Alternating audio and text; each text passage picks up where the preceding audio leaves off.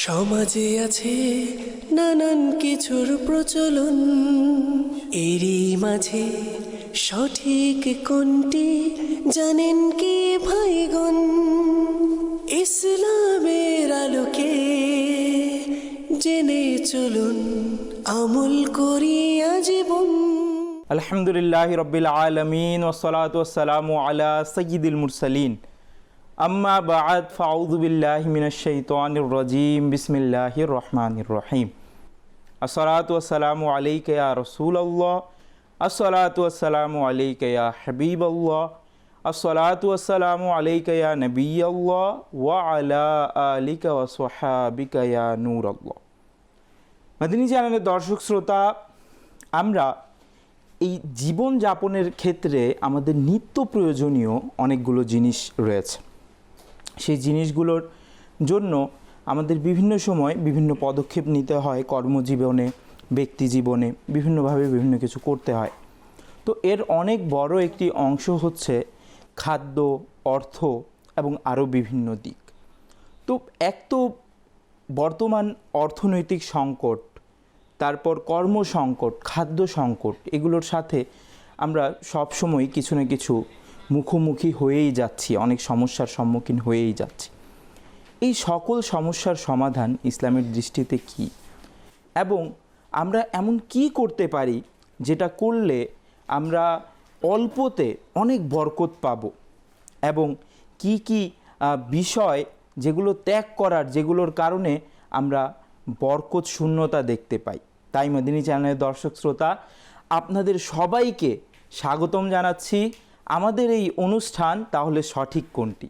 আজকে জানব যে সঠিক বিষয়গুলো কোনগুলো, যেগুলোর মাধ্যমে রিজিকের মধ্যে বরকত হয়, এবং সেই কারণগুলো কি যেগুলোর কারণে বরকত শূন্যতা দেখা দেয়। জি মাদিনী চ্যানেলের দর্শক শ্রোতা, আজও আমাদের সাথে রয়েছেন মাদিনী চ্যানেল বাংলার পরিচিত মুখ মোহাম্মদ ইমরান আত্তারি ভাই। আপনাকে অনেক অনেক শুকরিয়া, আজকে এখানে উপস্থিত হয়েছেন, অনেক অনেক শুকরিয়া। মাশাআল্লাহ তাআলা। মাদিনী চ্যানেলের দর্শক শ্রোতা, আসুন আমরা আলোচনা শুরু করার পূর্বে একটি দুরূদ শরীফের ফজিলত শুনে নিই। ক্বালা রাসূলুল্লাহ সাল্লাল্লাহু আলাইহি ওয়া আলিহি ওয়াসাল্লাম আউলান নাসি বি ইয়াউমাল কিয়ামতি আকসারুহুম আলাইয়া সালাতান। প্রিয় নবী রাসূল আরবি সাল্লাল্লাহু আলাইহি ওয়া আলিহি ওয়াসাল্লাম ইরশাদ করেন, কাল কিয়ামতের দিন আমার সবচাইতে নিকটবর্তী ব্যক্তি সে হবে যে দুনিয়াতে আমার উপর অধিক হারে দুরূদ শরীফ পাঠকারী হবে। মাদিনী চ্যানেলের দর্শক শ্রোতা, আমরাও যদি কাল কিয়ামতের দিন প্রিয় নবী রাসূল আরবি সাল্লাল্লাহু আলাইহি ওয়া আলিহি ওয়াসাল্লামের সান্নিধ্য অর্জন করতে চাই, তাহলে আমাদেরকে অধিক হারে দুনিয়াতে দুরূদ শরীফ পাঠ করতে হবে। সাল্লু আলাল হাবিব সাল্লাল্লাহু তাআলা আলা মুহাম্মদ সাল্লাল্লাহু আলাইহি ওয়া আলিহি ওয়াসাল্লাম। মাদিনী চ্যানেলের দর্শক শ্রোতা, প্রতিটি পর্বের ন্যায় এই পর্বেও আমরা বিষয়ভিত্তিক আলোচনার পূর্বে আমির আহলে সুন্নাত দামাত বারাকাতুমুল আলিয়া আবু বিলাল মাওলানা মোহাম্মদ ইলিয়াস আত্তার কাদিরি রাজভী দামাত বারাকাতুমুল আলিয়া এর বিশ্বব্যাপী জনপ্রিয় অনুষ্ঠান মদিনী মুজাকারার একটি শর্ট ক্লিপস দেখব, এবং এর মধ্যে কি আলোচনা করা হয়, আমাদের জন্য শিক্ষণীয় এবং অনুসরণীয় বিষয়গুলো কি সেই সম্পর্কে জানব। জি, ভিডিও ক্লিপটি চালিয়ে দিন। कहते हैं कि अगर पानी खड़े खड़े पिया जाए तो बेबरकती आती है। कहते हैं कि अगर खड़े खड़े खाना खाया जाए तो बेबरकती आती है। कहते हैं कि अगर खाना खाते खाते खाना बचा दिया जाए और ज़ाया कर दिया जाए तो बेबरकती आती है। कहते हैं कि अगर रात को किचन गंदा हो और बर्तन धोए बगैर सो जाएं तो बेबरकती आती है। कहते हैं कि जिस घर में मकड़ी के जाले हों और अगर उनको साफ ना किया जाए तो बेबरकती आती है। कहते हैं कि अगर मुंह को आस्तीन से साफ किया जाए तो बेबरकती आती है। और कहते हैं कि अगर दांतों से नाखून को काटा जाए तो बेबरकती आती है। आप सोच रहे होंगे कि ये कहते हैं कि क्या रट लगाई हुई है, आखिर ये कौन कहते हैं? यकीनन लोग कहते हैं, मैं नहीं कहता, लेकिन हमारे शेख क्या कहते हैं ये जानना बहुत ज़रूरी है। प्लीज़ शेख बताइए, आखिर दुरुस्त क्या है? हदीस पाक में है, हज़रत अनस बिन मालिक रज़ी अल्लाह अन्हु से रिवायत है कि बर्तनों और घर के सहन की सफाई गना व मालदारी लाते हैं। समझो माल में बरकत होती है अगर अपने सहन को साफ रखें, अपने बर्तन की सफाई करें।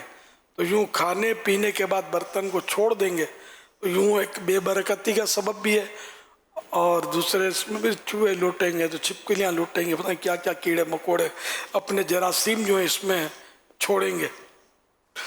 तो इसलिए वो धोकर बर्तन ढांक कर रखा जाए ताकि काकरोच और इस तरह के कीड़े मकोड़े भी उसमें ना जा सकें, इस तरह ढांक लिया जाए। अब मकड़ी के जाले तो हज़रत मौला अली शेर खुदा करमल्लाह वजहुल करीम फरमाते हैं अपने घरों से मकड़ियों के जाले दूर करो, क्योंकि इन्हें घरों में लगा हुआ छोड़ देना नादारी यानी गुर्बत, फ़क्र, तंगदस्ती का बाइस इन्हें सबब है।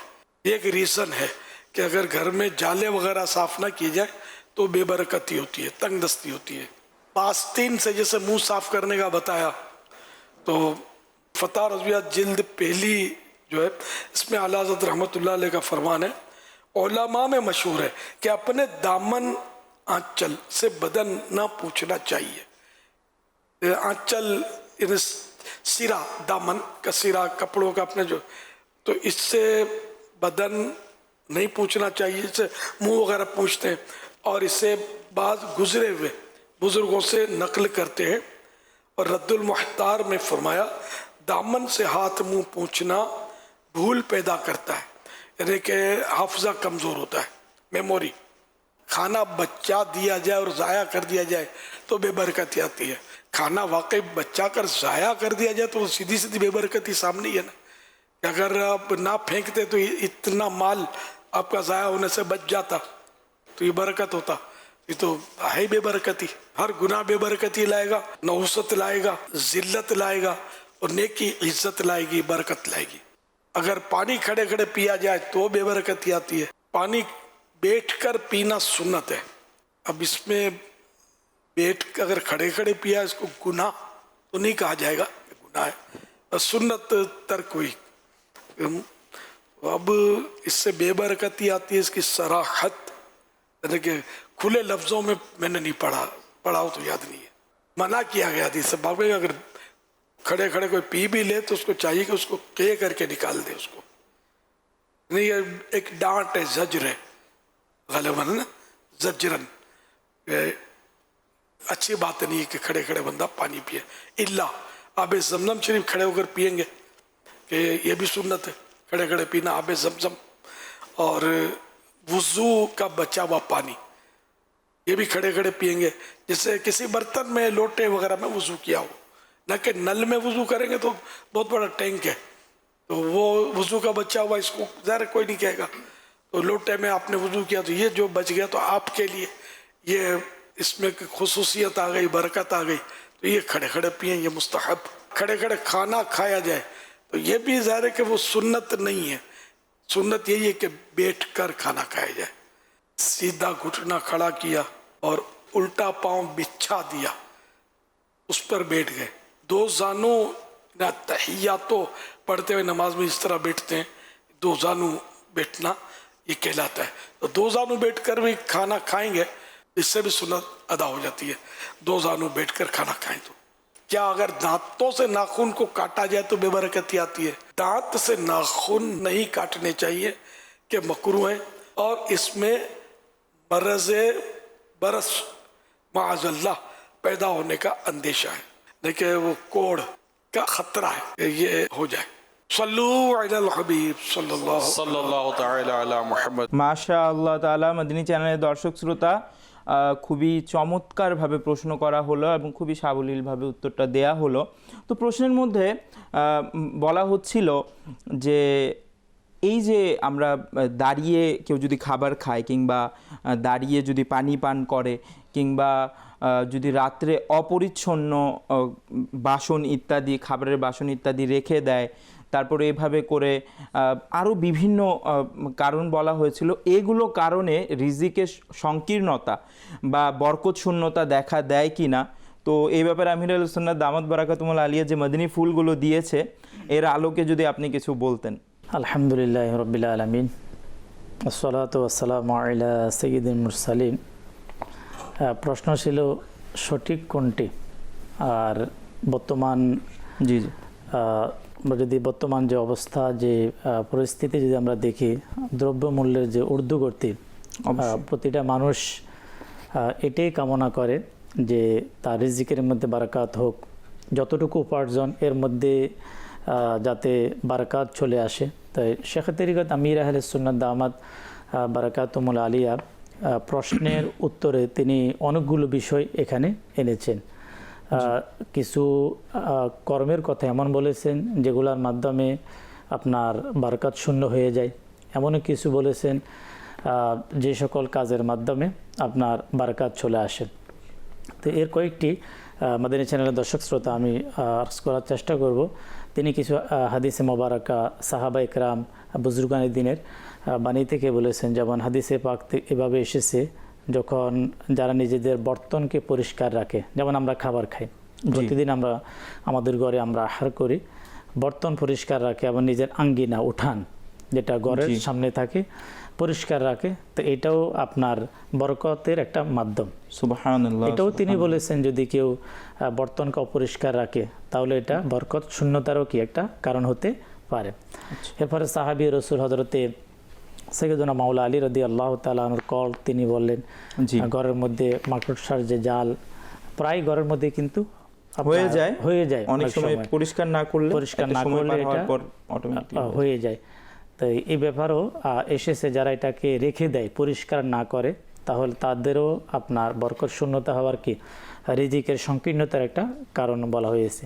এরপরে আলা হযরত ইমাম আহলে সুন্নাত মুজাদ্দিদুদ্দিন মিল্লাত শাহ ইমাম আহমদ রেজা খান রাহমাতুল্লাহ তাআলা আলাইহি ফতোয়ায়ে রদবিয়া শরীফের উলামা ইকরামের একটা অভিমত ব্যক্ত করেছেন যে উলামা ইকরাম বলেন, যারা নিজের হাতের আস্তিনি, প্রত্যেকের দর্শক শ্রোতা প্রত্যেকের হাতের আস্তিনি রয়েছে, এর মাধ্যমে অর্থাৎ শরীর মোছা পরিষ্কার করা, এটা অনেকের অভ্যাসের মধ্যে অনেক সময় হয়ে যায়, তো এটা করা উচিত না। এর মাধ্যমেও আপনার ওলামা ইকরাম বলেন যে রিজিকের সংকীর্ণতা আসার কি রয়েছে, সম্ভাবনা রয়েছে। তিনি আরও বলেছেন যেমন দাঁড়িয়ে পানি পান করার ব্যাপারে বলা হয়েছে। তো এই যে বিষয়গুলো যদি আমরা দেখি যে প্রতিটা মানুষ চায় যে আমাদের রিজিকের মধ্যে বৃদ্ধি এবং পাশাপাশি আমাদের রিজিক যে সংকুচিত হয় যে কাজগুলা, ওই কাজগুলা আমরা পরিহার করব, কিন্তু হয়তো অনেক সময় না জানার কারণে, ইলম না থাকার কারণে এটা আমাদের দ্বারা সম্ভব হয় না। তা আশা করি আজকের এই বিষয়গুলো আমাদের জানার ইনশাআল্লাহ। জি মাদিনী চ্যানেলের দর্শক শ্রোতা, আমরা এই যে বরকত শূন্যতার কারণ বা রিজিকের মধ্যে সংকীর্ণতার কারণ সম্পর্কে আমরা একটা সামারি শুনলাম, সারাংশ শুনলাম। এরই সাথে ইনশাআল্লাহ তাআলা এই অনুষ্ঠানের মধ্যে আমরা ইনশাআল্লাহ তাআলা আরও বিস্তারিতভাবে ইনশাআল্লাহ তাআলা জানবো এবং এটাও জানবো যে কোন কোন কারণ অবলম্বন করলে বরকত লাভ হয়, রিজিকের মধ্যে বরকত হয়, কাজকর্মে বরকত হয়, সেই সম্পর্কেও জানবো। জি মাদিনী চ্যানেলের দর্শক শ্রোতা, তো আমরা আলোচনা করছিলাম যে বরকত শূন্যতার কারণ কি, তো এই সম্পর্কে আরও কিছু মাদিনী ফুল আমরা ইনশাআল্লাহ তাআলা জানবো। জুনায়েদ মাদানী ভাই, অনেক সময় অনেকের দিন দিন তার রিজিকের মধ্যে অর্থাৎ তার অর্থনীতির অবস্থা দুর্বল হতে থাকে। জি, এখন সে জানে না যে এমন কি কাজ সে করে যাচ্ছে যে কাজের কারণে তার রিজিকের মধ্যে অর্থনীতির অবস্থা দুর্বল হচ্ছে। হয়তো যদি সেগুলো জানতো তাহলে সে কাজ পরিহার করত। যেমন হাদিসে পাকের মধ্যে এসেছে যে আল্লাহ তাবারক ওয়া তাআলার ফানা অপকর্ম এমন একটা কাজ, অপকর্ম সেটা হাতের মাধ্যমে হতে পারে, সেটা চোখের মাধ্যমে হতে পারে, সেটা কানের মাধ্যমে হতে পারে। এই অপকর্মের ব্যাপারে হাদিসে পাকের মধ্যে এসেছে যে নবী পাক সাল্লাল্লাহু তাআলা আলাইহি ওয়াসাল্লাম অসংখ্য হাদিসে পাকের মধ্যে ইরশাদ করেছেন যে অপকর্মের মাধ্যমে মানুষের রিজিকের মধ্যে সংকীর্ণতা চলে আসে। তো এরই দু একটি হাদিসে মোবারকা দিকে যাচ্ছে। শুআবুল ঈমানের মধ্যে প্রিয় নবী সাল্লাল্লাহু আলাইহি ওয়াসাল্লাম ফরমান, অপকর্ম অভাবগ্রস্ততার কারণ, মানুষের যে দারিদ্রতার একটা কারণ হচ্ছে অপকর্ম। আরেকটি হাদিসে পাকের মধ্যে এটা হচ্ছে হাদিসে কুদসি, আল্লাহ তাবারক ওয়া তাআলার ফরমান, আমি সিদ্ধান্ত নিয়েছি যে আমি অপকর্মকারীকে অভাবগ্রস্ত করে দেব।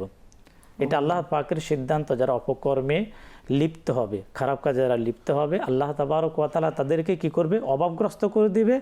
যদিও বা কিছু পরে, অনেক সময় হয়তো সাথে সাথে নাও হতে পারে, কিন্তু যারা অপকর্মে লিপ্ত, আজকে হয়তো তার অর্থের মালিক, কিন্তু এই অপকর্মের কারণে তার এখন না হোক পরে হলো সে কি হয়ে যাবে? সে অভাবগ্রস্ত হয়ে যাবে। আরেকটি হাদিসে পাকের মধ্যে নবী করিম সাল্লাল্লাহু তাআলা আলাইহি ওয়াসাল্লাম যারা অপকর্মে লিপ্ত হয় তাদের দুনিয়াবি 3টা ক্ষতি এবং আখিরাতের 3টি ক্ষতির ব্যাপারে এভাবে বলে। 3টি ক্ষতির মধ্যে প্রথম নাম্বার এসেছে যারা অপকর্মে লিপ্ত হবে তাদের চেহারার যে উজ্জ্বলতা, ইবাদতের মাধ্যমে কিন্তু একটা উজ্জ্বলতা ভাব সৃষ্টি হয়, সেটা দূর হয়ে যাবে। দ্বিতীয় নাম্বার হচ্ছে আপনার অভাব সৃষ্টি হবে, তাদের আর্থিক সংকট দেখা দিবে। আচ্ছা। 3 নাম্বার হচ্ছে তাদের বয়সের মধ্যে বরকত কমে যাবে। তো এই যে এটা হচ্ছে একটা হচ্ছে মানুষ চিন্তা করে যে আমি খারাপ কাজ করলাম, নাফরমানি করলাম, আল্লাহ তাআলা আমাকে সাজা দিবে। এমন কিছু কাজ রয়েছে, গুনাহ রয়েছে, যার কারণে আখিরাতের শাস্তি তো আছে, দুনিয়াবি তার ক্ষতি, তার চেহারার উজ্জ্বলতা চলে যাওয়া, অভাবগ্রস্ততা সৃষ্টি হওয়া, বয়স কমে যাওয়া। তো 3টার ব্যাপারে তো আমরা শুনলাম, বাকি 3টি হচ্ছে, প্রথম নাম্বার হচ্ছে যেটা আখিরাতের ক্ষতি, আল্লাহ পাকের গজব তার উপর অবতীর্ণ হওয়া, এবং কাল কিয়ামতের ময়দানে যারা অপকর্মে লিপ্ত হবে তাদের হিসাব খুব কঠিন হবে। আর 3 নাম্বার হচ্ছে আল্লাহ পাক তাকে জাহান্নামে প্রবেশ করাবে। এই যে বিষয়টা, যে অপকর্ম, মানুষ কখন অপকর্মে লিপ্ত হয়? জি, যখন শয়তান তাকে ওয়াসওয়াসা দেয়। সে একটু বার যদি সে চিন্তা করে বর্তমান পরিস্থিতিতে আমি আমার পরিবার চালাতে আমার কষ্ট হচ্ছে, আমার অর্থনৈতিক অবস্থা দুর্বল, আমি যে বিজনেস করি অথবা আমি যেখানে আমি জব করি, চাকরি করি, তো সেখানে কিন্তু প্রতিদিন কিন্তু স্যালারি বৃদ্ধি পায় না, বার্ষিক হয়, অনেক সময় হয় না। কিন্তু আমি যদি এর মধ্যে যদি আল্লাহ পাকের নাফরমানি করি, এর মধ্যে যদি আমি অপকর্মে লিপ্ত হই, আর যেহেতু হাদিসে পাকের মধ্যে এসেছে যারা অপকর্মে লিপ্ত হবে আল্লাহ তাবারক ওয়া তাআলা তাদেরকে কি করে দিবে? তাদেরকে অভাবগ্রস্ত করে দিবে। তাহলে আমি আমার হাতের কামাই, জি, আমাকে ভাবতে হবে। অনেকেই চিন্তা করে যে আমি দরিদ্র হয়ে যাচ্ছি, আমার অর্থনীতি বৃদ্ধি পাচ্ছে না, অর্থনৈতিক সংকট, তাহলে আমি যে আল্লাহ পাকের নাফরমানি করছি এটা কি আমার হাতের কামাই না? অবশ্যই এটা তো আমার হাতের কামাই, চিন্তা করা দরকার। তো আমরা যদি এই কাজ থেকে আমরা পরিহার করি, তো এই কাজ থেকে পরিহার করলে হতে পারে এই কাজের কারণে আমার কি রিজিকের মধ্যে সংকীর্ণতা আসতেছে। ইনশাআল্লাহ আল্লাহ তাবারক ওয়া তাআলা আর যদি মানুষ তওবা করে নেয় খারাপ কাজ থেকে, আল্লাহ তাআলা খুশি হবে, রিজিকের মধ্যে বরকত। অবশ্যই মেদিনী চ্যানেলের দর্শক শ্রোতা, কিছু গুরুত্বপূর্ণ কারণ জানলাম আমরা। তো বর্তমান যুগে কিন্তু এই কারণ থেকে বাঁচাটা খুবই জরুরি। এটার মধ্যে জড়ানো যেমন সহজ, এটা থেকে ততটা বেশি বাঁচাও জরুরি, যেহেতু সোশ্যাল মিডিয়ার মাধ্যমে এবং বিভিন্ন মাধ্যমে সব কিছু আমাদের হাতের মুঠোয় চলে আসছে। তো এটার নেগেটিভ দিক হচ্ছে কি, নেতিবাচক দিক এটা হচ্ছে যে আমরা বিভিন্নভাবে কখনো চোখের গুনায়, কানের গুনায় আর মধ্যে পড়ে যাচ্ছি, আর এর দ্বারা আরও কিছু গুনাহের আগ্রহ আমাদের ভিতর জেগে উঠছে, কুমন্ত্রণা জেগে উঠছে, তো আমরা আরও কিছু গুনাহে লিপ্ত হচ্ছি। তো এই জায়গা থেকে ফিরে আসতে হবে। এক তো আখিরাতের আযাবের কথা আছেই, এটা সম্পর্কে চিন্তা করতেই হবে। এটাও ভুলে গেলে চলবে না যে দুনিয়ার মধ্যেও কিন্তু এটা ভোগতে হবে। আর এই যে পরিস্থিতি, এমনিতেই মানুষ বিভিন্ন সমস্যায় জর্জরিত, তার মধ্যে নিজের হাতে সমস্যা টেনে নিয়ে আসা কখনোই বুদ্ধিমানের কাজ হবে না। তাই মেদিনী চ্যানেলের দর্শক শ্রোতা, এটা একটি শিক্ষণীয় বিষয়, আমরা যেন এই জাতীয় কাজ থেকে বেঁচে থাকি। আর একটু চিন্তা করি যে এমন তো হচ্ছে না যে আমি বিভিন্নভাবে বিভিন্ন সময় এই কাজগুলোর মধ্যে জড়িয়ে পড়ছি। আরেকটি কথা মনে রাখবেন যে এমন মনে করাটা যে আমার তো স্যালারি অনেক বেশি বা আমার তো সব কিছু অনেক বেশি, মানুষের কাছে অর্থ সম্পদ অনেক বেশি থাকে, কিন্তু দেখা যায় কি অনেক অর্থ সম্পদ থাকার পরও সেটা কাজে লাগাতে পারে না বা কিছু না কিছু বাকি থেকেই যায়, এরকম কিন্তু হয়ে যায়। এখানে আসলে বারাকাত যেটা, জি, এটা এমন একটা বিষয় যে যেমন কোনো একজন ব্যক্তি বিজনেস করে অথবা জব করে এবং তার মানটা খুব ছোট, জি দেখা যায় তার ওই বিজনেস অথবা তার জবের যে লেভেলটা ছোট হওয়ার পরেও সে খুব স্বাচ্ছন্দ্যে কিন্তু তার কি হয়, জীবন অতিবাহিত হয়। অনেকেই বড় বড় আপনার বিজনেস করে থাকেন, পাশাপাশি জব হলো অনেকের খুব ভালো বেতনের জব হয়ে থাকে, জি কিন্তু দেখা যাচ্ছে যে বিভিন্ন ধরনের পেরেশানি, বিভিন্ন পরিস্থিতির কারণে কিন্তু তারা অর্থনৈতিকভাবে কিন্তু খুব ক্ষতিগ্রস্ত। কিন্তু ওই লোক কিছু না কিছু সংকট থেকেই যায়। কিন্তু দেখা যাচ্ছে যে এই যে বারাকাত, আমি উপার্জন করলাম মাসে 1 লাখ টাকা, ওই মাসে কোনো না কোনো কারণে বিপদের মধ্যে পড়ে যদি আমার 50,000 টাকা আলাদাভাবে চলে যায়, তাহলে আমার ফ্যামিলি কিভাবে চলবে? আরেকজন ব্যক্তি তার উপার্জনের মাধ্যম হচ্ছে 20 থেকে 30,000 টাকা, তার ওই মাসে এমন কোনো বিপদ আসে না যার দ্বারা তার টাকা খরচ হয়। তাহলে ওই লোকটা ওই ব্যক্তির চাইতে উত্তম যার অনেক অর্থ, যার অনেক টাকা পয়সা থাকার পরও কিন্তু বিপদের কারণে সেটা কি হয়ে গেল, চলে গেল। একটা সংকট থেকেই যায়। এই জন্য যে আপনার আল্লাহ পাকের কাছে যখন আমরা রিজিকের প্রার্থনা করি, তাহলে বরকতওয়ালা রিজিক, দেখা যায় অনেকে ধর্মীয় কাজ করে, মসজিদের ইমামতি, মাদ্রাসার ওস্তাদ থাকেন, সমাজের মধ্যে ছোটোখাটো দোকান করেন, দেখা যাচ্ছে যে আল্লাহ তাবারক ওয়া তাআলা এমন বারাকাত দিয়ে দেন, তো ওখানে তাদের ওই বারাকাতটা এমন থাকে অল্পর মধ্যে খুব সুন্দরভাবে স্বাচ্ছন্দ্যে হয়ে যায়। কিন্তু মাদানী চ্যানেলের দর্শক শ্রোতা, যেহেতু বর্তমান সোশ্যাল মিডিয়ার যুগ, আপনারাও দেখেছেন, হয়তো আমরা অনেক সময় শুনেছি, যারা দীর্ঘদিন বড় থেকে বড় ফ্যাক্টরির মালিক ছিলেন, বড় যাদের নাম ছিল, অনেক ঘটনা নাম ছিল, জুনাইদ ভাই, দেখা যাচ্ছে যে এমন কি ঘটনা ঘটলো, এমন কি হলো, সে শেষ পর্যন্ত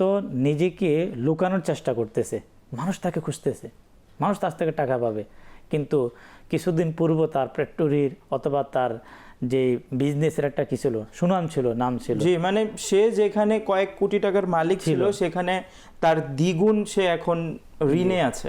এর একটা কারণ বর্তমান যেটা আমরা দেখি, সেটা হচ্ছে বিজনেসের ক্ষেত্রে যারা বিজনেসকে যা বৃদ্ধি করে, তো বিজনেস বৃদ্ধি করার জন্য কিন্তু আল্লাহ তাবারক ওয়া তাআলার ফানা অনেকে সুদের আশ্রয় নিয়ে নেয়। এখন এর একটা কারণ হাদিসে পাকের মধ্যে নবী রহমত শফি উম্মত মুস্তাফা জানে রহমত সাল্লাল্লাহু আলাইহি ওয়াসাল্লাম ফরমান, সুদ থেকে বেঁচে থাকো, কেননা এটি অভাবকে ডেকে আনে। এখন দেখে অনেক বড় বড় ব্যবসায়ী, তারা তাদের মুখ থেকে শোনা যায় যে আমার এই লোন মানে যেটা সুদের মাধ্যমে হয়, লোন নেওয়ার পর প্রফিটেবল লোন, যেটাকে প্রফিট দিতে হয় তাকে, এর কারণ আজকে আমি ক্ষতির মধ্যে। আচ্ছা, এই কথা আমি স্বয়ং নিজে শুনেছি, ব্যবসায়ী সচরাচর শোনা যায় এই সমাজে, যেহেতু এটার মানুষ কখনো বলে যখন মানে বিপদে পড়ে, কিন্তু সে বলে যে আসলে এই কারণে আজকে আমার এই অবস্থা। তাহলে যে যদি ওই কারণটা আমি যদি জানতে পারি যে এটা এমন একটা কারণ যে সুদ অভাবকে ডেকে আনে, আমি ইন্টারেস্টের মাধ্যমে, সুদের মাধ্যমে অথবা লোন নিয়ে আমি কাউকে ইন্টারেস্ট আমি প্রদান করব, অথবা আমি নিজে গ্রহণ করব, উভয়টা তো আল্লাহ তাআলা নিষেধ করে। হাদিসে পাকের মধ্যে নবী পাক সাল্লাল্লাহু তাআলা আলাইহি ওয়াসাল্লাম কঠোরভাবে হাদিসে পাকের মধ্যে এসেছে, কোরআন কারীম আয়াতে পাকের মধ্যে এসেছে। এখন আমার যে দিন দিন যে অবনতির একটা কারণ এটাও তো হতে পারে। তাহলে আমি জানার পরও, জুনাইদ মাদানী ভাই, একজন ব্যক্তি সে জানলো, মাদানী চ্যানেলের প্রোগ্রাম থেকে সে জানতে পারলো যারা সুদের সাথে জড়িত, সুদকে গ্রহণ করলো দাতা অথবা গ্রহীতা, তাহলে ওই ব্যক্তির অভাব আসবে। অভাব কি? সে অভাবকে ডেকে আনে। হাদিসে পাকের মধ্যে শব্দটা এভাবে যে অভাবকে ডেকে আনে। সে নিজে দাওয়াত দিচ্ছে, আসো, সে দাওয়াত দিচ্ছে যে অভাব তুমি আমার কাছে আসো। তাহলে জানার পরও যখন আমি ওই কাজের সাথে আমি লিপ্ত থাকবো, অন্যদিকে অভাবগ্রস্ত হয়ে যাব, ঋণগ্রস্ত হয়ে যাব, তাহলে এটা কি আমার হাতের কামাই না? অবশ্যই আমার নিজের হাতের উপার্জন। আমি নিজেই জেনে শুনে আমি এই কাজ দিকে অগ্রসর হচ্ছি। আরেকটি কারণের দিকে, যেহেতু আপনি বলছেন যে কিছু কারণ উপস্থাপন করার জন্য, আরেকটি কারণ হাদিস পাকের এমনিতে মানে যদি বলতে যাই, তাহলে এই কারণগুলো এখন জানাটা এমনিতে জরুরি, কিন্তু এখন আরো বেশি জরুরি হয়ে গেছে, আরো বেশি জরুরি। যেটা নবী করিম রউফুর রহিম সাল্লাল্লাহু তাআলা আলাইহি ওয়াসাল্লাম হাদিসে পাকের মধ্যে ইরশাদ ফরমান, অর্থাৎ দুর্ভিক্ষের ব্যাপারে যে আর্থিক সংকট সৃষ্টি হয়। বর্তমানে আমরা যখন বিশ্ব কিছু নিউজ অনেক সময় শুনি ওয়ার্ল্ড ব্যাপী, শুধু এটা আমাদের দেশের না, ওয়ার্ল্ডের অর্থনীতির যে ব্যবস্থা, অর্থনৈতিক সংকট, খাদ্য সংকট, বিভিন্ন সংকটে ভুগছে মানুষ, ভুগছে, বিভিন্ন দেশের নিউজ শোনা যায়। তো এর কারণের মধ্যে একটা কারণ হাদিসে পাকের মধ্যে এসেছে, প্রিয় নবী সাল্লাল্লাহু আলাইহি ওয়াসাল্লামের ফরমান, যে সম্প্রদায় যাকাত প্রদান করে না আল্লাহ তাআলা তাদেরকে দুর্ভিক্ষে লিপ্ত করবে। আল্লাহ। এখন এর কারণ জি, যে নবী পাক সাল্লাল্লাহু তাআলা আলাইহি ওয়াসাল্লামের তৎকালীন 1400 বছর পূর্বে সাহাবায়ে কেরামদেরকে নিয়ে যে একটা স্লোগান ছিল যে সুদ মুক্ত যাকাত যুক্ত সমাজ ব্যবস্থা। জি জি, সুদ মুক্ত জাকাত যুক্ত। এখন আমি জাকাত মুক্ত সুদটাকে যুক্ত করে দিলাম। নবী রাহমাত সাল্লাল্লাহু আলাইহি ওয়াসাল্লামের স্লোগানটাকে যখন আমরা চেঞ্জ করে দিলাম, মানে আমরা পুরো বিপরীত পথে হাঁটছি, তাহলে এই দুর্ভিক্ষ আজকে বর্তমান পরিস্থিতি, এটা কি আমাদের হাতের কামাই না? অবশ্যই সবাই বলবে যে এটা আসলে আমাদের হাতের কামাই। আজকে অনেক সময় অনেকেই আমাদেরকে বলে, আমরা শুনতে পাই যে হুজুর আমাদের সমাজের মধ্যে অর্থাৎ আমাদের গ্রামের মধ্যে যারা বিত্তশালী আছে তারা যদি যে 5, 7, 10, 15, যেমন একটা গ্রামের মধ্যে হাজারো মানুষে বসবাস করে, এদের মধ্যে এমন কিছু ব্যক্তি রয়েছে তারা যদি তাদের 100% জাকাত আদায় করে তাহলে এই এলাকার মধ্যে গরিব থাকবে না। এটা অনেকে আমাদেরকে বলে। হ্যাঁ, মানে আমি নাম বলছি না, অনেকেই তাদের এলাকার নাম মেনশন করে বলে যে আমাদের এলাকার অমুক অমুক যারা রয়েছেন শিল্পপতি, তারা যদি তাদের 100% জাকাত দেয় তাহলে আমাদের এই এলাকার মধ্যে দারিদ্রতা থাকবে না। তাহলে বোঝা যাচ্ছে যে মানুষ বলছে যে মানুষ বর্তমানে তাদের জাকাতকে পরিপূর্ণভাবে আদায় করে না। তাহলে আমাদের সমাজে আমরা সুদকে প্রচলন বৃদ্ধি করব, আমরা জাকাতকে বন্ধ রাখবো, জাকাত দেব না, জাকাতের প্রচলন আমরা শুরু করব না। যখন দুর্ভিক্ষ হবে, মানুষ খাদ্য সংকটের মধ্যে আসবে, বিপদ আসবে, এর মাধ্যমে কখনো দেখবেন আপনার তুফান চলে আসছে, মানুষ খাদ্য সংকটের মধ্যে পড়ে যাচ্ছে, ভূমিকম্পের মধ্যে পৃথিবীতে এমন কিছু স্থান আমরা শুনতে পাই, আল্লাহ তাআলা হয়তো আমাদের দেশকে হেফাজত রাখছে। অনেক সময় ভূমিকম্পের আভাস আসে, কিন্তু পার্শ্ববর্তী বিভিন্ন দেশগুলোতে এমনও কিছু দেশ যেখানে ভূমিকম্প হলো তাদের পুরা গ্রামের শহরের সব তছনছ হয়ে গেল। এমনও ব্যক্তি যিনি কিছুক্ষণ পূর্বে 3টা বাড়ির মালিক ছিল। জুনাইদ ভাই, কয়টা বাড়ি? 3টা। কিছুক্ষণ পর কেউ বলল 40 সেকেন্ড, 40 সেকেন্ড পরে সে 3টা রুটির মালিক। তাহলে এই যে এত বিশাল এক দুর্ভিক্ষ, সেখানে কি আসলো? ভূমিকম্প আসলো। ওলামা ইকরাম থেকে আমরা শুনেছি, কিতাবের মধ্যে যতটুকু পড়েছি, ভূমিকম্প এগুলো আসার একটা কারণ হচ্ছে আল্লাহ পাকের নাফরমানি। যারা নাফরমানি করে, যারা জাকাত দেয় না, ওই সমাজের মধ্যে আল্লাহ তাবারক ওয়া তাআলা নাফরমানি হয়, তখন সেখানে ভূমিকম্প চলে আসে। এখন ভূমিকম্প হওয়ার মাধ্যমে যেখানে ভূমিকম্প সেখানে একটা দুর্ভিক্ষ কিন্তু আসে। তাহলে এই যে ভূমিকম্প আসা, তুফান আসা, বন্যা সৃষ্টি হওয়ার পরে খাদ্য সংকট, এরপরে হচ্ছে দুর্ভিক্ষ, মানুষের কষ্ট, এগুলো কি আমাদের হাতের কামাই না? অবশ্যই। যদি আমরা সুদটাকে আমরা বন্ধ করে দিই, সুদের এটাকে নিজেও না বলি, মানুষকেও না বলার জন্য বলি, জাকাত নিজেও পরিপূর্ণতার সাথে জাকাতকে প্রদান করি, অন্যান্য মানুষদেরকে জাকাত দেওয়ার জন্য উৎসাহ করি। স্বাভাবিক বিষয়, মানে আমার অর্থনৈতিক ব্যবস্থা বা অবস্থা বুঝতে গেলে অর্থনৈতিক বিধি হতে হবে, এটা জরুরি না। সহজভাবে মানে দেশের অবস্থা কখন ঠিক থাকে? যখন গরিব ধনী সবার মাঝে একটা তারতম্য থাকে, সবার ক্রয় ক্ষমতা থাকে, তখন কিন্তু ঠিক যায় সব কিছু। কিন্তু যখন দেখা যায় যে অনেক শতাংশের একটা বড় পার্সেন্টেজের কি হয়ে যায়, ক্রয় ক্ষমতার বাইরে চলে যায় জিনিসগুলো, তখন গিয়ে দুর্ভিক্ষ আসা শুরু হয়। এটাকে যদি আরো একটু সূত্র বা যেগুলো ফর্মুলা দিয়ে বলা হয় একটু ডিফিকাল্টির সাথে, এতগুলোতে যদি আমরা নাও যাই, জাস্ট এতটুকু বুঝে নেই যে যেখানে গরিবদেরকে টাকা দিয়ে তাদেরকে উপরে নিয়ে যাওয়ার কথা ছিল বা গ্যাপটা পুরো করার কথা ছিল, সেখানে তাদেরকে সুদ চাপিয়ে দিয়ে তাদেরকে আরো নিচে দাবিয়ে দেয়া হচ্ছে, আরো সংকটে ফেলে দেয়া হচ্ছে। যেখানে এই যে একটা তারতম্যটা ঠিক থাকার কথা ছিল, সেখানে তারতম্যটা বিগড়ে যাচ্ছে। কখনো তো একজন ধনী ব্যক্তি তো আর গরিব থেকে সুদ নিবে না, যে অভাবগ্রস্ত, বেশিরভাগ ক্ষেত্রে এরকমই যে অভাবগ্রস্ত সেই সুদ নেয়। আর এখন সে সুদ নিতে গিয়ে এক তো আযাবে ইলাহি, আল্লাহ তাআলার পক্ষ থেকে শাস্তি, এক দুনিয়ার জটিলতায়ও পড়ছে সে। তো এক হিসেবে আমাদেরকেও আমরা যতটুকু উপার্জন করি, যতটুকু সম্ভব হয় কর্জে হাসানা কারো মাধ্যমে যদি পেয়ে যাই, সেটা নেয়ার মাধ্যমে সব কিছু ম্যানেজ করার চেষ্টা করি, সুদ ইত্যাদি থেকে বেঁচে থাকি, কারণ এটা কখনো শান্তি বয়ে আনবে না।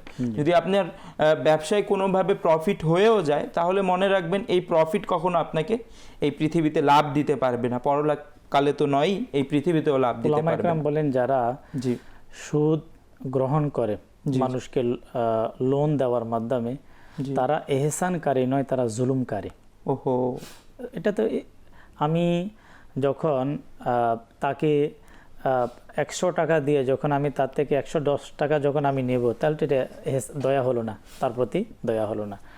তো আমাদেরকে আমরা দয়া করতে শিখি, আমরা মানুষের প্রতি দয়া করি। আমাদের সবার একটা চিন্তা চেতনা যে আমাদের দেশে উন্নতি হোক, অবশ্যই ডেভেলপ হোক, মানুষ হাসি খুশিতে, মানুষ সবাই নিজের মাতৃভূমির জন্য কল্যাণ চায়।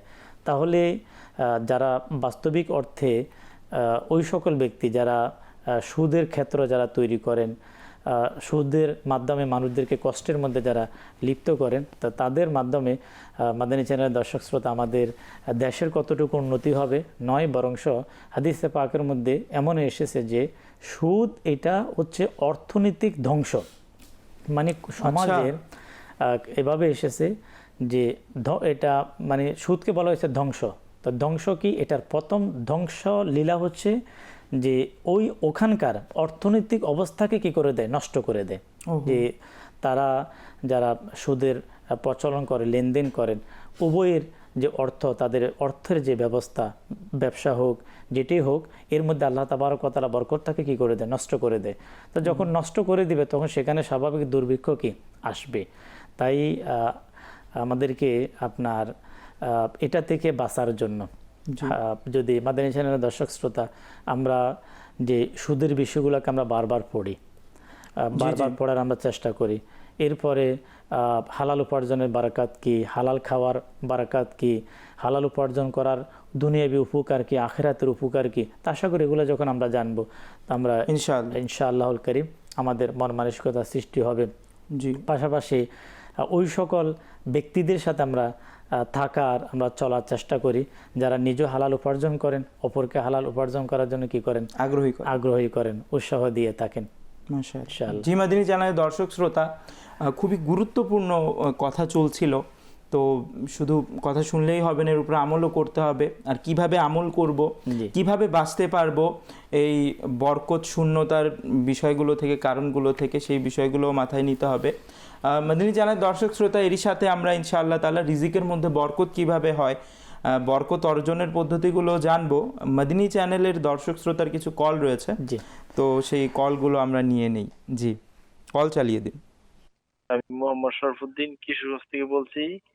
আমি আপনাদের অনুষ্ঠানগুলো দেখি এবং আমি অনেক ভালোবাসি। মাশাআল্লাহ তাআলা, মাশাআল্লাহ তাআলা, আল্লাহ তাআলা বরকত দান করুক, আপনার ভালোবাসা আরও বাড়িয়ে দিক। জি, আরেকটি কল চালিয়ে দিন। আমি নরসিংদী রায়পুরা থেকে আব্দুর রহিম সিস্তি। আপনাদের এই দাওয়াত ইসলামের মাধ্যমে আসলে অনেক কিছু শিখতে পারছি, বুঝতে পারছি, দেখি রেগুলার। আমাদের জন্য দোয়া করবেন, আমরা যেন আপনাদের সংস্পর্শে থাকতে পারি।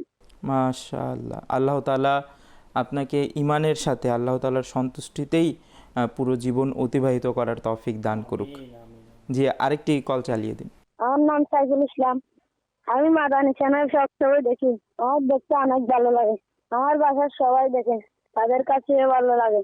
আমার জন্য দোয়া করবেন ইনশাআল্লাহ, ইনশাআল্লাহ। জি, আল্লাহ তাআলা আপনাকে কবুল করুক, নিজের দ্বীনের খাদিম হিসাবে, ইসলামের খাদিম হিসাবে আল্লাহ তাআলা আপনাকে কবুল করুক।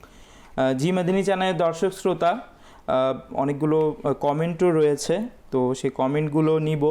এর সাথে আসুন আমরা কিছু রিজিকের মধ্যে বরকতের, কিভাবে বরকত লাভ করতে পারি এই উপায় সম্পর্কে কিছু জেনে নিই। এর প্রথম যদি আমরা জেনে নিই রিজিকের যে রিজিক বৃদ্ধির মাধ্যম, যে কাজের মাধ্যমে মহান আল্লাহ তাবারক ওয়া তাআলা বান্দার রিজিকের মধ্যে বারাকাত দিয়ে দেন, আর তা হচ্ছে সাদেকা। হাদিসে পাকের মধ্যে প্রিয় নবী সাল্লাল্লাহু আলাইহি ওয়াসাল্লাম ফরমান, সাদেকার মাধ্যমে তোমরা রিজিকের অন্বেষণ করো, তালাশ করো। কিসের মাধ্যমে? সাদকার মাধ্যমে। সাদকার মাধ্যমে। তো সাদেকা আলহামদুলিল্লাহ এটা আমাদের আল্লাহ তাবারক ওয়া তাআলা যাকে যতটুকু তৌফিক দিয়েছেন, যে ব্যক্তি চায় যে আমার আর্থিক সংকট দূর হোক, অবশ্যই তাহলে তার জন্য প্রথম ফর্মুলা হচ্ছে নবী পাক সাল্লাল্লাহু আলাইহি ওয়াসাল্লামের বাণী।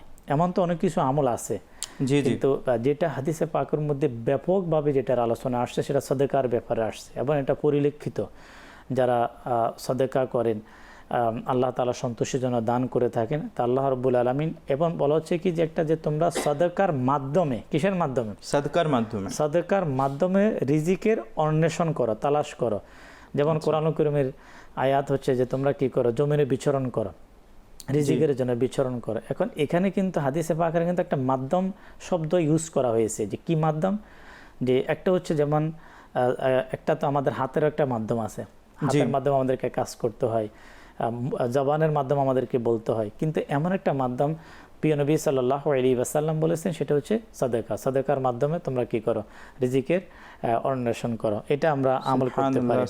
আরেকটি হাদিসে পাকের মধ্যে এসেছে বুখারী শরীফের, আত্মীয় স্বজন এবং বিশেষ করে পিতামাতার সাথে উত্তম ব্যবহার করো, তোমাদের রিজিক বৃদ্ধি পাবে। সুবহানাল্লাহ। এখন মা বাবাকে কষ্ট দেব, তা আবার বলবো যে আমার রিজিকের মধ্যে বরকত হোক, তো এটা কখনো সম্ভব নয়। দর্শক, আলোচনা হচ্ছে এখন রিজিক বারাকাতের। একটা প্রথম নাম্বার হচ্ছে সাদেকার মাধ্যমে রিজিক বারাকাত চলে আসে, আত্মীয় স্বজন এবং মা বাবার সাথে উত্তম ব্যবহার করার মাধ্যমে তার রিজিকের মধ্যে বারাকাত চলে আসে। এই ব্যাপারটা একটু মানে চিন্তা করা দরকার, যেহেতু এই বিষয়ে টপিকটা এই বিষয় না, তো অনেক বেশি বিস্তারিত বলছি না, জাস্ট এতটুকুই যে আমরা আমাদের আত্মীয়দের সাথে কেমন, আমরা আমাদের মা বাবাদের সাথে কেমন, তাদের আদবের ব্যাপারে, আত্মীয়দের সাথে ভালো ব্যবহারের ব্যাপারে দেখা যায় আমরা তাদের সাথে সম্পর্ক বিচ্ছিন্ন করার ক্ষেত্রে ছোট ছোট কারণ যথেষ্ট হয়, কিন্তু অনেক বড় বড় কারণ হয় সম্পর্ক টিকিয়ে রাখার, তারপরও রাখি না। তো যদি এমন বিষয়গুলো থাকে তাহলে কিন্তু আমরা রিজিকে বরকত কিভাবে অর্জন করতে পারবো? তো রিজিকে যদি আমরা আসলে বরকত চাই তাহলে কিন্তু মা বাবার সাথে ভালো সম্পর্ক, মা বাবার আদব, মা বাবার হকগুলো, অধিকারগুলো রক্ষা করা, এর সাথে আত্মীয়দের সাথেও ভালো ব্যবহার করা, সুসম্পর্ক বজায় রাখা জরুরি। জি, আরেকটি আমল কিতাবের মধ্যে এসেছে, যে ব্যক্তি নিয়মিত শাস্তের নামাজ আদায় করবে। আচ্ছা, ফজরের নামাজের পরে আপনার কিছুক্ষণ পরে যখন সূর্য উদিত হয়, এর 20 মিনিট পর থেকে চাইলে কোনো ব্যক্তি শাস্তের নামাজ আদায় করতে পারবে। এরপরে এর ব্যাপারে কিতাবের মধ্যে লেখা হয়েছে, কেননা এই আমলটি রিজিক বারাকাতের জন্য খুবই পরীক্ষিত। সুবহানাল্লাহ, সুবহানাল্লাহ। একটা হচ্ছে না যে যারা আমল করেছেন তারা পেয়েছেন, তাই পরীক্ষিত বলা হয়, যে কোনো কাজ করার পর রেজাল্ট যখন পাওয়া হয় বলে এটা পরীক্ষিত। লেখা হয়েছে এই আমলটা রিজিক বৃদ্ধির জন্য খুবই পরীক্ষিত আমল। আল্লাহ তাবারক ওয়া তাআলা যে তৌফিক দে, ফজর নামাজ পড়বো, এবার জিকির আজকার করব, তারপরে চাষদেরকে নামাজ আদায় করব। কোরআনুল কারীমের কিছু সূরা যারা নিয়মিত যারা তেলাওয়াত করবে, এর মধ্যে যেমন সূরা মূল, সূরা মুজাম্মিল, সূরা লাইল, সূরা আলাম নাশরা, এবারে সূরা ওয়াকিয়ার ব্যাপারে এসেছে। এই সূরাগুলো যারা তেলাওয়াত করবে, বেশি বেশি আমল করবে, তো এর মাধ্যমে আল্লাহ তাবারক ওয়া তাআলা তাদের রিজিকের মধ্যে প্রশস্ততাকে দান করবে। আচ্ছা, কিছু জোনায়েদ মাদানী, কিছু আমল এমন আছে যেটা আমাদের ব্যবহারিক চাল চলনের মাধ্যম, যেটা আমরা চাইলে সম্ভব। যেমন এখানে লেখা হয়েছে যে সকালে জাগ্রত হওয়া, ভোর সকালে জাগ্রত হওয়া। আচ্ছা, এখানে সকালে জাগ্রত হওয়া বলতে সকাল সূর্য ওঠার পরে কিন্তু সেটা আর সকাল হয় না। কিতাবের ভাষায় সূর্য উঠে গেলে সকাল শেষ, সবে সাদিক থেকে শুরু হয়, আর যখন সূর্য উদিত হয় তখন সকালে যে ডেফিনেশন এটা কি খতম হয়ে যায়। এখন দেখা যাচ্ছে যে আমাদের মধ্যে বেশিরভাগে কিন্তু ওই সকালের পরে উঠে, তো কিতাবের মধ্যে আসছে সকালে জাগ্রত হওয়া। তো সকাল উদ্দেশ্য হচ্ছে আপনার ফজরের নামাজের সময় জাগ্রত। কিছুকাল পূর্বে তো তারপরও কিছুটা অভ্যাস ভালো ছিল, বেশিরভাগ মানুষ তো ফজরের সময়ই উঠে যেত। তারপরেও যারা বাচ্চারা ছিল তারা হয়তো বা ফজরের সময় উঠতো বা পরে উঠতো, কিন্তু আস্তে আস্তে অভ্যাসটা খারাপের দিকে চলে যাচ্ছে। দেখা যায় ফজরে উঠার জায়গায় আমরা একটা মডার্ন মনে করি যে মডার্ন সোসাইটির এটা মনে হয় একটা বৈশিষ্ট্য যে উঠতে হবে 10টা বাজে বা 9টা ইনশাআল্লাহ আমরা যদি সকাল সকাল উঠি এর রিজিক বৃদ্ধির একটা মাধ্যম। সকালে উঠার ব্যাপারে অনেকগুলো যারা সফল ব্যবসায়ী বর্তমান যুগে তাদের কয়েকটা বৈশিষ্ট্য বর্ণনা করা হয়েছে, যেগুলো টপ বৈশিষ্ট্য যেগুলো, ওগুলোর মধ্যে হচ্ছে একটা হচ্ছে সকালে উঠা। আচ্ছা, এর একটা কারণও আছে, হাদিসে পাকের মধ্যে এসেছে জি জি প্রিয় নবী সাল্লাল্লাহু তাআলা আলাইহি ওয়াসাল্লাম উম্মতের সকালের জন্য সময়ের বরকতের জন্য দোয়া করেছেন সুবহানাল্লাহ যে হে সুবহানাল্লাহ। আল্লাহ আমার উম্মতের সকালের সময়ের মধ্যে বরকত দাও। যারা একটু লেটে যারা ঘুম থেকে ওঠে তো তারা নিজেরাই এটাই বলতে পারবে যে লেটে ঘুম থেকে উঠে অনেকে বলে যে আমরা যখন নাস্তা থেকে ফারিক হয়ে কিছুক্ষণ পরে জোহর হয়ে যায়, অর্থাৎ তারা দিনের অর্ধেক টাইম কিন্তু তাদের কি হয়ে যায়, নষ্ট হয়ে যায়। যখন একটা দিনের যদি জুনাইদ ভাই যদি একজন ব্যক্তি যদি পুরো দিনের যদি জোহর পর্যন্ত টাইম যদি তার অহেতুকভাবে চলে যায়, তো সে কাজকর্ম করবে কখন? কাজকর্ম করলেই তো তার একটা রিজিকের মধ্যে কি বৃদ্ধি আসবে। তাই আমাদেরকে নবী পাক সাল্লাল্লাহু আলাইহি ওয়াসাল্লামের দোয়াও আমরা লাভ করব, সকাল সকাল ঘুম থেকে উঠবো। আচ্ছা, মানুষের সাথে সদাচরণ করা, সুবহানাল্লাহ, মুসলমানদের সাথে উত্তম ব্যবহার করা। এরপরে লেখা হয়েছে নিজের ঘরের পরিবেশ এবং যেটা পূর্বে যেটা আলোচনা হলো, ঘরের পরিবেশ, ঘরের আঙ্গিনার যে জায়গাগুলো আছে আশেপাশে সেগুলোকে পরিষ্কার পরিচ্ছন্নতা রাখা। 5 ওয়াক্ত নামাজ বিনয়ের সাথে ফরজ, ওয়াজিব, সুন্নত এবং আদবের সাথে আদায় করার মাধ্যমে রিজিকের মধ্যে বারাকাত চলে আসে। যখন আমরা নামাজ আদায় করি তো নামাজের প্রত্যেকটা হুকুম আহকামকে অলসতার সাথে নামাজ যদি আদায় করা হয় তাহলে এটাও আমাদের ক্ষতি। যদি আমরা ভালোভাবে যদি আমরা নামাজগুলোকে আদায় করতে পারি, নামাজের ফরজগুলো আদায় করি, নামাজের ওয়াজিব, সুন্নাত, মুস্তাহাবাত সঠিকভাবে আদায় করা হয় তাহলে রিজিকের মধ্যে বারাকাত হবে। মসজিদে আজানের পূর্বে পৌঁছার মাধ্যমে রিজিকে বরকত হয়। সুবহানাল্লাহ। আমরা কখন যাই? এটা স্বাভাবিকভাবে দেখা যাচ্ছে যে আজান হওয়ার পর হয়তো জামাত শুরু হবে, তখন অনেকেই ইংরেজিতে থাকে। তো এই সর্বদা অজু অবস্থায় থাকার মাধ্যমে রিজিকের মধ্যে বারাকাত হবে। ইশারের নামাজের পর দুনিয়াবি কথাবার্তা না বলার কারণে মাধ্যমে যদি কেউ না বলে দুনিয়াবি কথা, ইশারের নামাজের পরে দিনই কথা বলা যায়, ধর্মীয় কথা বলা যায়, যারা দুনিয়াবি কোনো কথা বলবে না তাদের রিজিকের মধ্যে বারাকাত হবে। সুবহানাল্লাহ। এর পাশাপাশি নিজের সন্তানদের পোশাক এবং পরিবার পরিজনের জন্য ব্যয় করা, মানে সন্তানদের জন্য যদি কেউ ভালো নিয়তে ব্যয় করে তাদের উপার্জনে বরকত হবে। এবং আশুরার দিন মুহররমের 10 তারিখ নিজের সন্তান পরিবারকে যারা উত্তম আহার করাবে তাদের রিজিকের মধ্যে বারাকাত হবে। দিনে রাত আল্লাহ পাকের নিকট যারা বেশি বেশি দোয়া করবে তাদের রিজিকের মধ্যে বারাকাত হবে। দিনের শুরুতে ঘরে প্রবেশ করার সময় বিসমিল্লাহ শরীফ এবং সূরা ইখলাস যদি কেউ পাঠ করে তাহলে ঘরের মধ্যে বারাকাত হবে। আচ্ছা, এখন এই যে আমলগুলা যদি আমরা আমলগুলা শুরু করতে পারি, একটা খাবারের পূর্বে এবং পরে যদি কেউ ওযু করে, খাবারের পূর্বে ওযু এবং পরে, এটা হচ্ছে নামাজের ওযু না, যেমন 2 হাতের কবজি পর্যন্ত দত করা এবং যদি সম্ভব হয় মুখকে কুলি করে নেওয়া, মুখ দত করা। সেম খাবারের পরেও 2 হাতের কবজি পর্যন্ত দত করা, কুলি করা, এটাকে খাবারের ওযু বলা হয়েছে। তাই এটা তাও এটা সরাসরি জুনাইদ ভাই হাদিস শরীফ থেকে, কানজুল উম্মান শরীফের হাদিস। যদি কেউ এই আমল করবে, এটা সুন্নতে রাসূল, সুবহানাল্লাহ, আমল করবে তাহলে তার রিজিকের মধ্যে কি হবে? বরকত হবে, বারাকাত হবে। মেদিনী চ্যানেলের দর্শক শ্রোতা, আমরা শুনছিলাম বরকত শূন্যতার কারণ আজকের বিষয় ছিল, এরই সাথে বরকত কিভাবে অর্জন হবে সেই উপায়গুলো আমরা জানছিলাম। জি মেদিনী চ্যানেলের দর্শক শ্রোতা, 2-3টা কমেন্ট আমি পড়ে দিচ্ছি। লেখা আছে মোহাম্মদ রব্বানি আলম তৈয়ব, এমনই নাম। তিনি বলেছেন আসসালামু আলাইকুম। ওয়ালাইকুম আসসালাম রহমতুল্লাহি ওবারাকাতু। ভালো আছেন? আলহামদুলিল্লাহ তাআলা। আমি লালমনিরহাট থেকে বলছি। মদিনী চ্যানেল আমার খুব ভালো লাগে, আমি নিজেও দেখি, অপরকেও দেখতে বলি। মাশাআল্লাহ তাআলা, আল্লাহ তাআলা বরকত দান করুক। তারপর অলিউর রহমান, মোহাম্মদ অলিউর রহমান, তিনি কমেন্ট করেছেন মাশাআল্লাহ, দোয়ার আরজি, আল্লাহ তাআলা আপনাকে বরকত দান করুক, আপনার রিজিকে, আমলে, সব কিছুতে বরকত দান করুক। মোহাম্মদ রাকিব উল্লাহ জাহিদ, তিনি কমেন্ট করেছেন আসসালামু আলাইকুম। ওয়ালাইকুম আসসালাম, খুবই গুরুত্বপূর্ণ একটি প্রোগ্রাম, অনেক অনেক শুক্রিয়া, ধন্যবাদ। তারপর মোহাম্মদ শাহাদাত হুসাইনও কমেন্ট করেছেন, মাশাআল্লাহ তাআলা। অনেকেই রিয়াকশন জানিয়েছেন, ভালোবাসা দিয়ে সাথে আছেন। আল্লাহ তাআলা সবার উপর বরকত দান করুক। জি মাদিনী চ্যানেলের দর্শক শ্রোতা, আমরা শুনছিলাম রিজিকে বরকতের কারণগুলো। তো এর মধ্যে আমি একটা ঘটনা বলতে চাচ্ছি যে নবী করিম সাল্লাল্লাহু তাআলা আলাইহি ওয়া আলিহি ওয়াসাল্লাম এর সময়েও এমন একটি ঘটনা ঘটেছিল, যেটা হযরত সাহাল বিন সাদ রাদিয়াল্লাহু তাআলা আনহু হতে বর্ণিত। তিনি বলেন যে একবার নবী করিম সাল্লাল্লাহু তাআলা আলাইহি ওয়া আলিহি ওয়াসাল্লামের কাছে একজন ব্যক্তি আসলো, রিজিকের সংকীর্ণতার, দারিদ্রতার, অভাবগ্রস্ততার অভিযোগ নিয়ে। নবী করিম সাল্লাল্লাহু আলাইহি ওয়া আলিহি ওয়াসাল্লামকে সে তার অভাবের কথা বলল।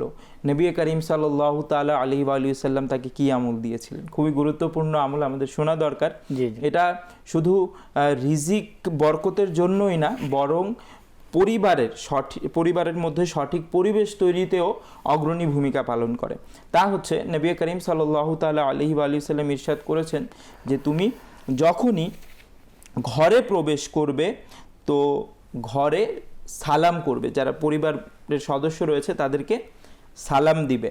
এরই সাথে যদি কাউকে তুমি না পাও, কখনো এরকম হয় যে ঘরে প্রবেশ করার মাধ্যমে কাউকে পাওয়া গেল না, কেউ ঘরে নেই, ঘর খালি, ঘর শূন্য, তখন নবী করিম সাল্লাল্লাহু আলাইহি সাল্লাম বলে যে আমাকে সালাম দিবে, অর্থাৎ দুরুদ ও সালাম পাঠ করবে, আর এরপর সূরা ইখলাস পাঠ করবে।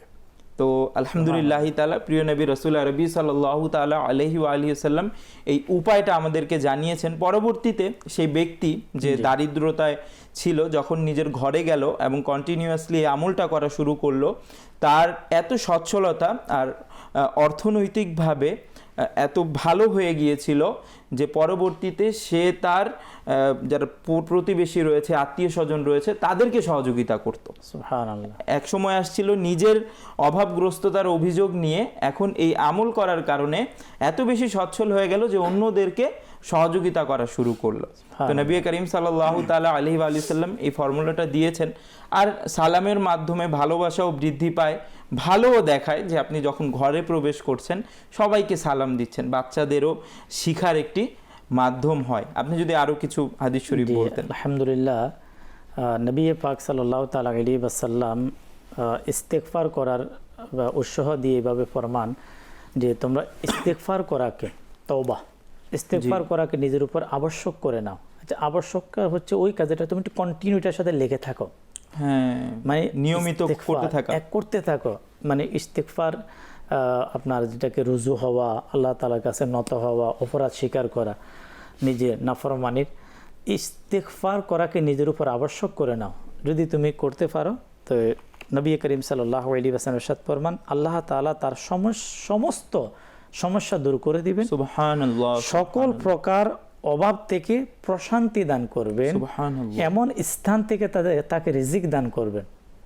আল্লাহু আকবার, যা তার কল্পনাতীত, মানে তার কল্পনাতে ছিল না। সুবহানাল্লাহ। এখানে প্রথমত হচ্ছে ইস্তেগফার করা উচিত। শেখ তরিকত আমির আলাইহিস সুন্নাত দামাত বারাকাতুহুমুল আলিয়া, দাওয়াত ইসলামের প্রতিষ্ঠাতা, উনি আপনার নেক আমল যে রিসালা আমাদের, সেখানে প্রতিদিন 70 বার ইস্তেগফারের ব্যাপারে বলেছেন। জি জি। ইস্তেগফার কেন করব? ইস্তেগফার যখন মানুষ করা শুরু করে তখন সে একসময় কিন্তু অনেক লজ্জিত হয়। মানে ইস্তেগফার করতে করতে, তওবা করতে করতে সে কিন্তু আল্লাহ তাআলার অনেক নৈকট্য সে লাভ করে তওবার মাধ্যমে, ইস্তেগফারের মাধ্যমে। তাহলে ইস্তেগফার করলে আমাদের গুনাহ মাফ হবে, আল্লাহ তাআলা খুশি হবে, এবং এর মাধ্যমে আমাদের বিভিন্ন জটিলতা, বিভিন্ন সমস্যা, কেউ শারীরিক সমস্যার মধ্যে, কেউ পারিবারিক সমস্যার মধ্যে, আর্থিক সমস্যা, নবী পাক সাল্লাল্লাহু আলাইহি ওয়াসাল্লাম ফরমান আল্লাহ তাআলা তার সকল সমস্যা দূর করবেন। সমস্যাটা আমার হতে পারে, আমার পরিবারের হতে পারে, আমার বিজনেসের, ব্যবসার প্রবলেম হতে পারে, সকল সমস্যা দূর হবে। আচ্ছা, সকল অভাব থেকে আল্লাহ তাআলা তাকে প্রশান্তি দান করবে। সুবহানাল্লাহ, সুবহানাল্লাহ। প্রশান্তি কখন? যখন অভাব দূর হবে, প্রশান্তি চলে এমন স্থান থেকে মহান রব্বুল আলামিন তাকে রিজিক প্রদান করবে যেটা তার কল্পনাতীত, মানে সে কখনো ভাবতেই পারে নাই যে আমি কিভাবে আমি এত অর্থের মালিক হলাম, অর্থাৎ রিজিকের মধ্যে আল্লাহ তাআলা তাকে বারাকাত দান করবে। তো মাদানী চ্যানেলের দর্শক শ্রোতাকে বলবো, শেখ তরিকত আমির আহলে সুন্নাত দাওয়াত ইসলামীর প্রতিষ্ঠাতা, ওনার ফার্স্ট প্রোগ্রামের শুরুতে যে ভিডিওটি আলহামদুলিল্লাহ আমাদের দেখার সৌভাগ্য হলো, সেখানে তিনি লাস্টে যে কথাটা বললেন সেটা হচ্ছে যে নেক আমলের মাধ্যমে আলহামদুলিল্লাহ আল্লাহ তাবারক ওয়া তাআলা খুশি হয়, এর মাধ্যমে রিজিকের মধ্যে বারাকাত চলে আসে। আমাদের অনেকের দেখা যায় আল্লাহ তাবারক ওয়া তাআলার ফানা, যখন আর্থিক প্রবলেম দেখা দেয় অনেকে নামাজ থেকে দূরে সরে যায়, মায়াদাল্লাহ অনেকেই আল্লাহ পাকের নাফরমানি করা শুরু করে। ওই মুহূর্তে আমার উচিত ইস্তেগফার করা, বেশি বেশি দোয়া করা। এরপরে যতটুকু অর্থের মালিক মানুষ, দরিদ্র হওয়ার পরও কিন্তু মানুষের কাছে স্বাভাবিক কিছু না কিছু টাকা থাকে যেটা দিয়ে সে দৈনন্দিন যাপন করে চলতে পারে, ওখান থেকে আমি কিছু কিছু দান করি, কিছু কি করি আমি দান করি। তাহলে ওই সময় যখন বিপদ আসবে, দারিদ্রতা আসবে, তখন আমরা আমলকে না কমিয়ে আমলকে বৃদ্ধি করে দিই। অবশ্যই ইবাদতকে আমরা বাড়িয়ে দিই। যখন আমরা ইবাদতকে বাড়িয়ে দেব, নেকি বাড়িয়ে দিবে, কারণ নেকির মাধ্যমে আল্লাহ তাবারক ওয়া তাআলার দয়া, আর আল্লাহ তাআলার দয়ার মাধ্যমেই কিন্তু মানুষের রিজিকের মধ্যে কি বারাকাত চলে আসে। তাই নেক আমল যে রিসালা, আলহামদুলিল্লাহ আমির আহলে সুন্নাত দামাত বারাকাতুহু আলাইহি যে রিসালা দিয়েছেন, সেই রিসালাতে আমি কিভাবে নেকি করব এবং গুনাহ থেকে কিভাবে বাঁচবো, আজকে যে গুনাহের ব্যাপারে যে আজকে আলোচনা অনেকগুলো কারণ যে রিজিক সংকীর্ণতার, এই সবগুলো গুনাহের সাথে রিলেটেড। এবার ওই গুনাহগুলো থেকে কিভাবে বাঁচবো, কিভাবে আমার মধ্যে বাঁচার সে মন মানসিকতা সৃষ্টি হবে। প্রথমত মন মানসিকতা সৃষ্টি করা উচিত। কিভাবে সৃষ্টি হবে? নেক আমল যে পুস্তিকা তিনি আমাদেরকে উপহার দিয়েছেন, সেটাকে আমরা অধ্যয়ন করি, স্টাডি করি, ইনশাআল্লাহ আপনার গুনাহকে ঘৃণা করার, এবং পাশাপাশি সেখানে নেক আমল করব, কিভাবে করব, নেক আমল করার পদ্ধতি কি তাও কি লিখেছেন। তো ইনশাআল্লাহুল করিম গুনাহ থেকে বাঁচার জন্য, নেক আমলকে বৃদ্ধি করার জন্য আমরা নেক আমল রিসালার উপর আমল করব ইনশাআল্লাহ তাআলা। ইনশাআল্লাহ মাদানী চ্যানেলের দর্শক শ্রোতা, আমরা খুবই বিস্তারিতভাবে যে রিজিকের মধ্যে সংকীর্ণতা দেখা দেয় সেটা থেকে বাঁচার উপায় এবং রিজিকের মধ্যে বরকতের কারণগুলো জানছিলাম। তো এর মধ্যে আমরা কিন্তু যেগুলো বিষয়ে সচরাচর আমাদের দৃষ্টি থাকে না, বা আমি মনে করি এটার সাথে এটার কি সম্পর্ক, তো সেই বিষয়গুলোকে তুলে ধরা হয়েছে। খুবই বেসিক একটি বিষয় হচ্ছে রিজিকের মধ্যে বরকতের, এবং বরকত না হওয়ার কারণ, সেটা না করার কারণে, সেটা হচ্ছে বিসমিল্লাহির রহমানির রহিম পাঠ করা। যেদিকে বিসমিল্লাহির রহমানির রহিম একজন মুসলমান হিসেবে অনেকের অভ্যাস আছে, কিন্তু এখন যুগ অন্যদিকে চলে যাচ্ছে, তো এই ভালো ভালো অভ্যাসগুলোও দূরে চলে যাচ্ছে। তো বিসমিল্লাহির রহমানির রহিমের অভ্যাস গড়ে তোলা যেন পাঠ করা, কেননা হাদিস শরীফে এসছে কুল্লু আমরিন জি বালিন লা ইউবদা ফিহি বিসমিল্লাহি ফাহুয়া আক্তাউ, যে প্রত্যেকটা গুরুত্বপূর্ণ কাজ যা বিসমিল্লাহ দ্বারা শুরু করা হয়নি, আল্লাহ তাআলার নামের মাধ্যমে শুরু করা হয়নি, সেটা অসম্পূর্ণ থেকে যায়, অসম্পূর্ণ রয়ে যায়। তো গুরুত্বপূর্ণ কাজও করছি, বরকতও চাচ্ছি, আর বিসমিল্লাহ পাঠ করছি না, এমনটা যেন না হয়। আমাদের উচিত আমরা যেন অবশ্যই যে কোনো জায়েজ কাজ শুরু করার পূর্বে বিসমিল্লাহির রহমানির রহিম পাঠ করি। আর আজকের যে বিষয়গুলো শুনলাম, যে গুনাহ থেকে বেঁচে থাকা, তারপর যতগুলো গুনাহের কাজ আছে, সুদি লেনদেন আছে, এগুলো থেকে বেঁচে থাকা, এগুলো থেকেও বেঁচে থাকার চেষ্টা করব। এরই সাথে ইস্তেগফার করা, সাদকা করা, আত্মীয়দের সাথে ভালো ব্যবহার করা, মাতা পিতার সাথে ভালো ব্যবহার করা, যে বিষয়গুলো ছিল এগুলোর উপরও ইনশাআল্লাহ তাআলা আমল করার চেষ্টা করব। আল্লাহ তাআলা চাইলে ইনশাআল্লাহ আমাদের থেকে এই যে বেবরকতি বা বরকত শূন্যতা রয়েছে, ইনশাআল্লাহ তাআলা এটা দূর হয়ে যাবে এবং বরকত হবে। আর একজন মুসলমান যদি ইসলামের সঠিক পথে চলে আর তার ঘরে বরকত থাকবে না, এমন হতে পারে না। তো যদি ইসলামের পথে চলি, কোরআন ও হাদিস অনুযায়ী আমল করি, আল্লাহ তাআলা চাইলে বরকত শূন্যতা দূর হবে আর ঘরে বরকত হবে। আল্লাহ তাআলা আমরা যা শুনেছি আমল করার তৌফিক দান করুক। সাল্লু আলাল হাবিব সাল্লাল্লাহু তাআলা আলা মুহাম্মদ সাল্লাল্লাহু আলাইহি ওয়া আলিহি ওয়াসাল্লাম। সমাজে আছে নানান কিছুর প্রচলন, এরই মাঝে সঠিক কোনটি জানেন কি ভাইগণ? ইসলামের আলোকে জেনে চলুন, আমল করিয়া জীবন